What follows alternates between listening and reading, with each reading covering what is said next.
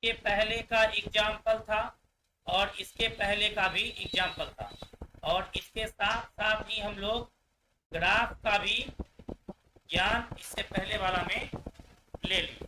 ठीक है, अब हमारा 3.1, 3.2 और इसके सभी उदाहरण, ठीक है, वो सब हमारा कंप्लीट है। ठीक है ना।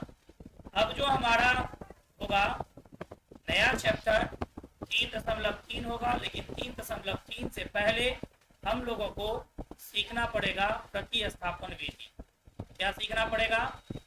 प्रतिस्थापना विधि द्वारा द्वारा द्वारा दो चर में रैखिक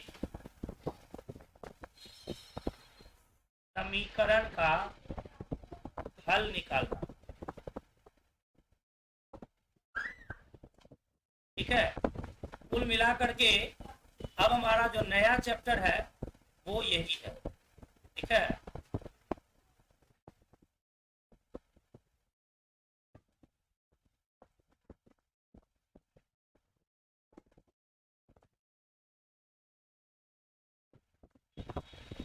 ठीक है ना।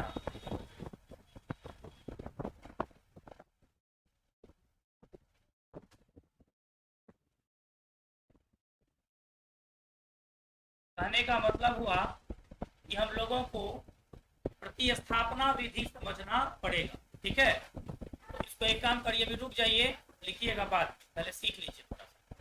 ठीक है, क्योंकि थोड़ा हमको जाना है इसकी वजह से।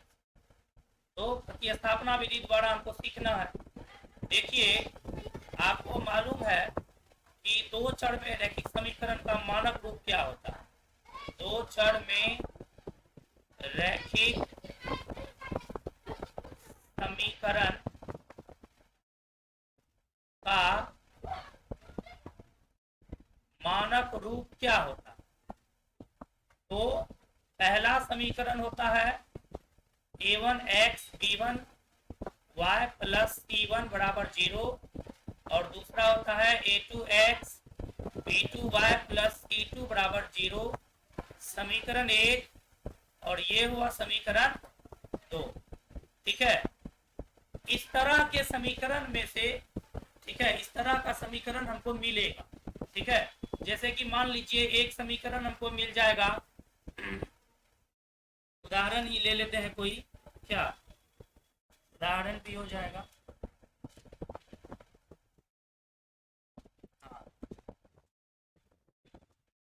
एक तरह का समीकरण मान के चलिए आपको ये मिल जाता है कि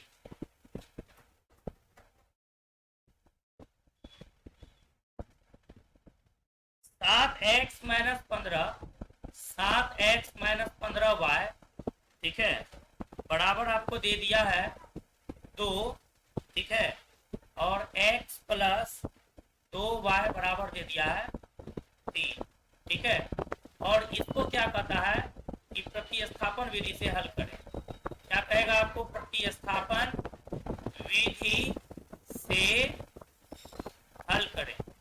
ठीक है, देखिए, इस विधि का उपयोग हम तभी करेंगे जब एक समीकरण जो है वो हमारा इस तरह का हो और दूसरा समीकरण हमारा इस तरह का हो। अब इस तरह का कहने से हमारा क्या मतलब है कि अगर दोनों में से कोई एक समीकरण में जो है इस तरह का एक वैल्यू, मतलब x का गुणांक कुछ नहीं हो या y का गुणांक यहाँ पे 2 है, नहीं रहता तो y का मान लेते हैं।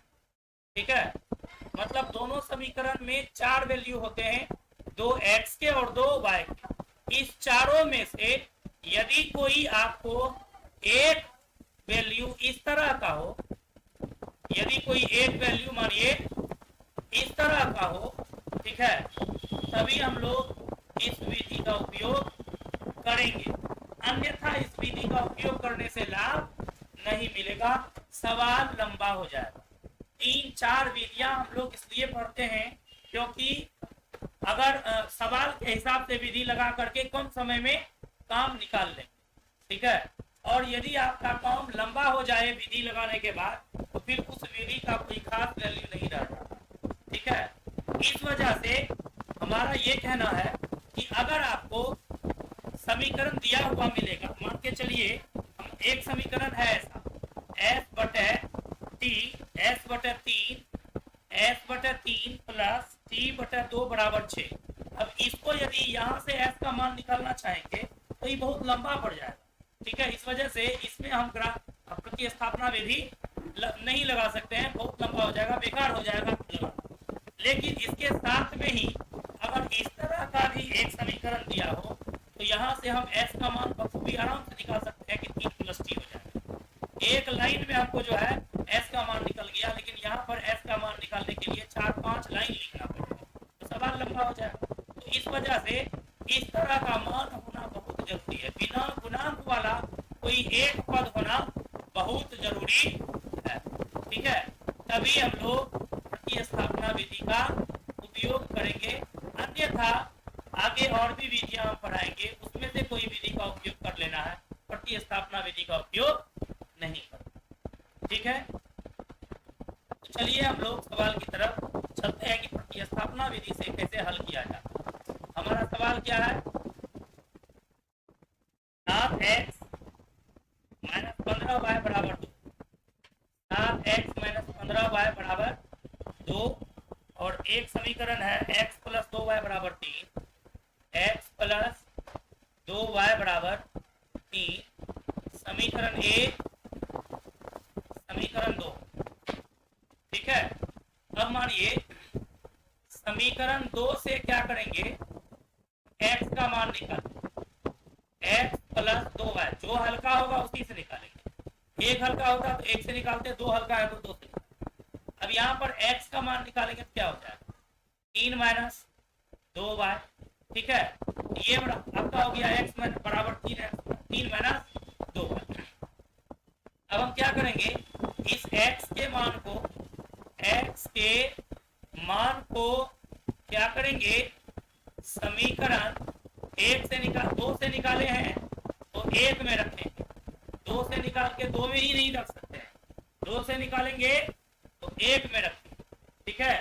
अब आइए 1 क्या है, 7x माइनस 15y बराबर 2, 7x, x की जगह पर 3 माइनस 2y, देखिए ऐसे रखें, उसके बाद माइनस 15y बराबर 2 होगा, ये हो गया 21 माइनस 14y माइनस 15y बराबर 2, ठीक है। ये हो जाएगा 21 माइनस 29y बराबर 2 हो जाएगा, ये हो जाएगा माइनस 29y बराबर 2 माइनस 12, 2 माइनस 12, ठीक है। 12 नहीं है ना, 21 है, अभी तो गड़बड़ हो जाता, 21,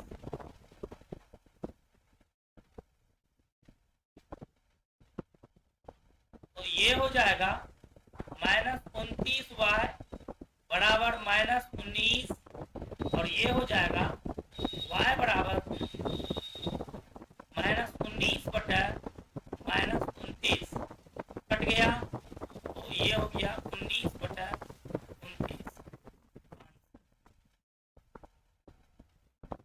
ठीक है। अब क्या करेंगे, y का मान, अब हम x बराबर निकालेंगे, x बराबर, हमारा x बराबर क्या था, 3 माइनस 2y, यही है ना, 3 माइनस 2y, 3 की रहने दीजिए, 2 गुना y की जगह पर 19 बटा 29 डालिए, हो जाएगा 3 बटा 1 माइनस 19 दूनी 38 बटा 29, ये हो जाएगा 19 की 87 माइनस 38 बटा 29, ये हो जाएगा 17 में से 8 घटा 9 बच गया, है ना।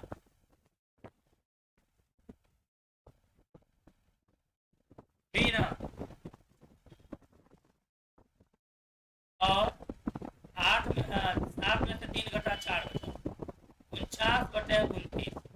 इस प्रकार से हमारा x बराबर मान हुआ 49/29 और y बराबर मान हुआ 19/29, और ये हो गया हमारा आंसर। ठीक है, प्रतिस्थापना विधि से हल करने का यही तरीका है। ठीक, अब आप आराम से इसको बना सकते हैं।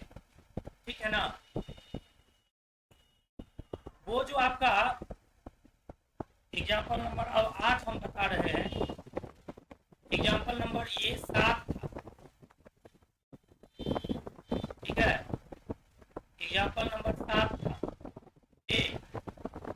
एग्जाम्पल नंबर 8 बता रहे हैं। इसको भी आप प्रतिस्थापन विधि से बना सकते हैं। क्या हो गया?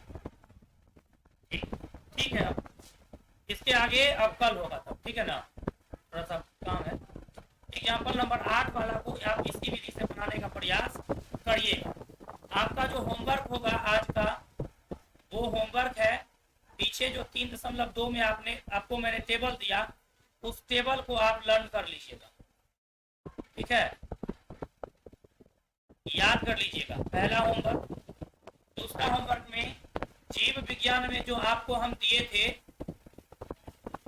उसमें 1 से 4 तक हो गया होगा। एक तो आप रोज किए, 1 से 4 तक हो गया ना।